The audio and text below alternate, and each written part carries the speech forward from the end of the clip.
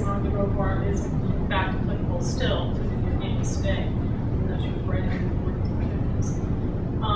And then the other thing that I want to just touch on is that, and a few people, I've actually had this conversation with some of you, so this won't be a new argument, but particularly in the MMO space, there are a couple of things that have been coming out. One is there is a tension between quantitative and qualitative research that seems to be highly gendered.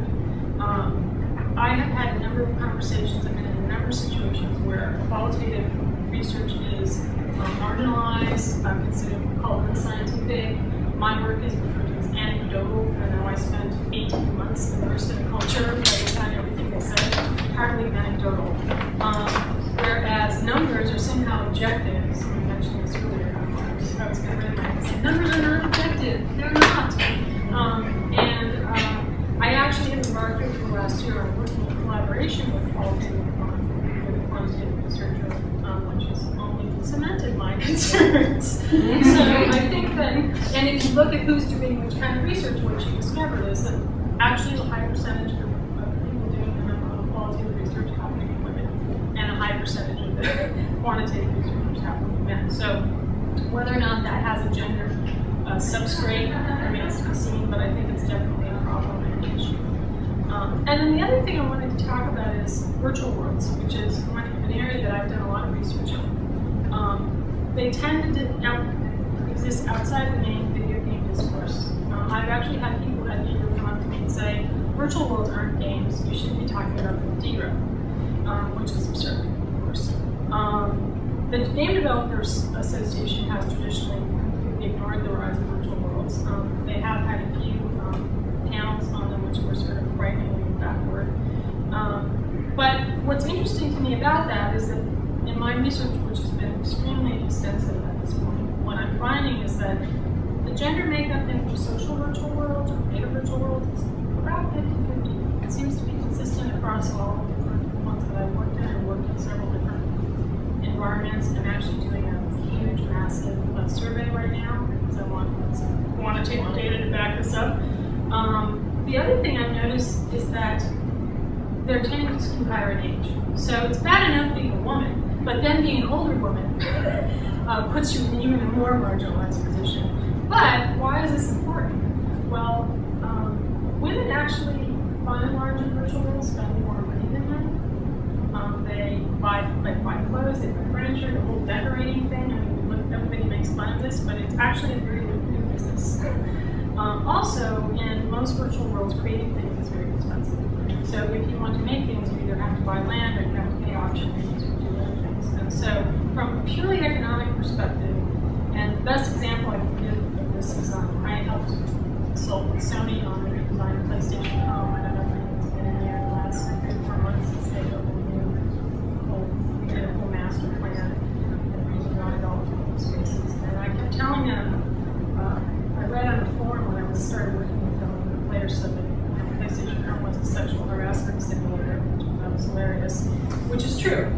Has anyone been there at PlayStation Home? It's the virtual world that comes with PlayStation.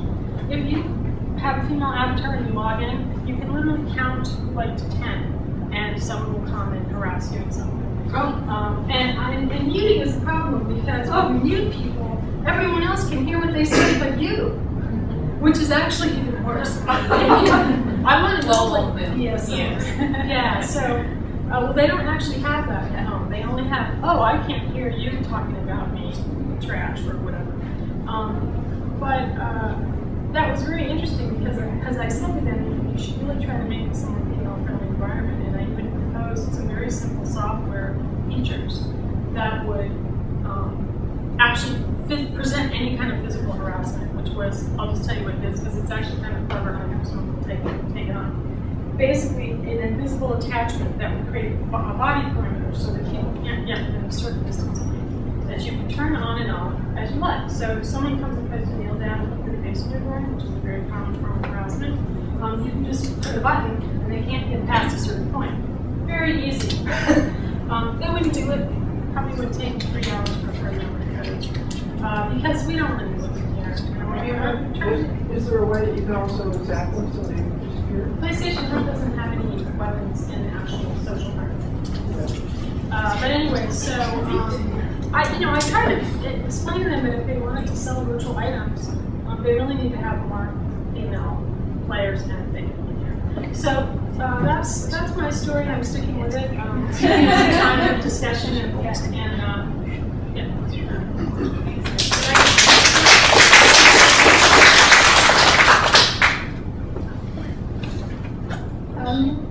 Sorry.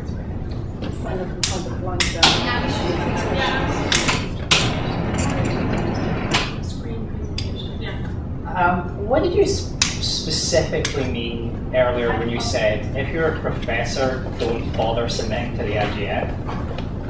I mean that if you are a professor who is making games, if you're a student making games, that's fine. There's a cubicle for you. But if you're a professor making games, it's actually gotten slightly better. But a couple of years ago, if you were a college professor who was making a game, there was no chance in hell you would get it to the IGF. But if you're anyone making a game, there's no chance in getting the IGF. Like the IGF, you can criticize it a lot, but I don't. I just actually, that's what I'm asking is, what's the exceptionalism? Are you saying that they're like choosing specifically to not have professors or college people? I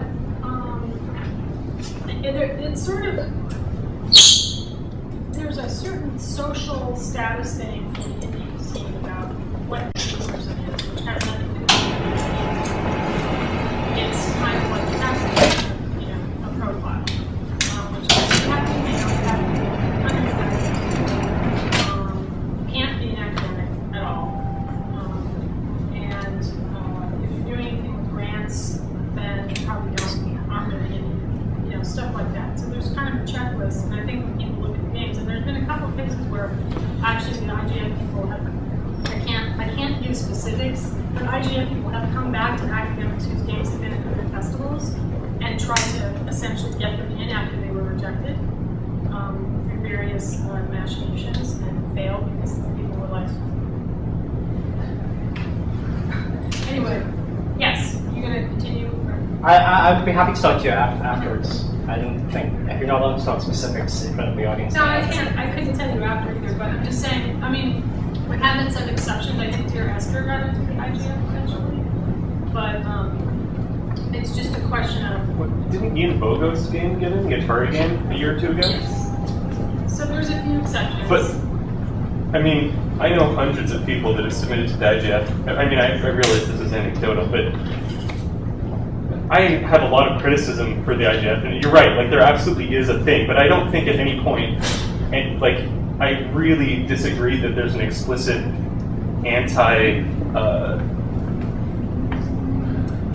Let me say it in a different way again, because I run a festival, so I know. Oh yeah, no, I love indicating.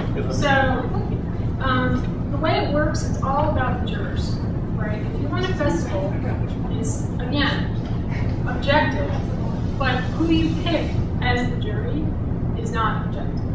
So if you pick all industry people, and they're mostly male, and they're mostly below a certain age, or have a particular aesthetic, you're going to get a particular outcome. So, like the choice we made with Indicate is we immediately had people from all these different genres, like people that would never be on the IGF jury were invited to our jury, including, scholars, not just game designers, but people that had written about games when they played video games, they were critical thinkers instead of sort of rank and file game reviewers whose reviews are based on how big the weapon is and how many votes it has, right?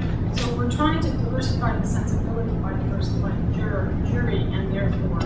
Now what's happened, interestingly, is not the people that we want to submit haven't been, that group hasn't been growing as much as we'd like, which is kind of interesting. And I think it also has to do with, they might not think of themselves as jury, so they don't think, I've had people write, well, I made this game, and I don't think it really qualifies for jury because it's law, whatever it is. So I think it's a combination of factors, but I think the jury is a big part of how you frame those kinds of events. Is that helpful? Oh yeah, no, that's my main problem with the IGF as well, is this whole judgment process. Yeah.